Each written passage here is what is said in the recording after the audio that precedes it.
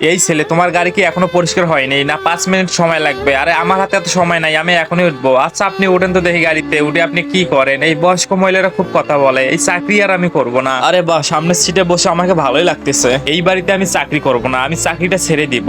আম্মু, গাড়িটা তো এখনো পরিষ্কার হয়নি। আরে কি বলিস তুই? চল তো গিয়ে দেখি, এতক্ষণ তো সময় লাগার কথা না। আরে এই যে ড্রাইভার সাহেব, গাড়িটি কখন পরিষ্কার হবে? গাড়ির যে অবস্থা, একটু তো সময় লাগবে। আরে আমাদের হাতে তো এত সময় নাই, যেরকম পরিষ্কার হয়েছে ওই রকমই থাক। আচ্ছা আপনাদের খুশি, আপনারা গাড়িতে ওঠেন। আপনারা যদি মা বাবাকে ভালোবেসে থাকেন তাহলে ভিডিওটিতে একটা লাইক এবং চ্যানেল সাবস্ক্রাইব করে পাশেই থাকবেন। আরে দাদি, আপনি কখন গাড়িতে উঠলেন? ও, তোমরা ঘুরতে যাবো আর আমি বাসায় একাই থাকবো? আরে আমরা তো ঘুরতে যাবো না, আমরা যাবো মিটিং এ। না, তোমরা সবাই মিথ্যা বলতেছো, আমাকে না নিয়ে যাওয়ার প্ল্যান। আরে সত্যি দাদি, আমরা মিটিং এ যাবো। বিশ্বাস হচ্ছে না তো? আপনি ড্রাইভারকে জিজ্ঞাসা করেন। আরে এই ছেলে, তুই বল এরা কোথায় যাবে? আরে ম্যাডাম তো ঠিকই বলছে, মিটিং এ যাবে। আরে এরা সবাই প্ল্যান করছে নাকি আমাকে না নিয়ে যাওয়ার? তাহলে নেমেই যাই। আচ্ছা আমি গাড়ি থেকে নেমে যাচ্ছি, যদি শুনতে পাই ঘুরতে গেছো তাহলে কিন্তু খবর আছে।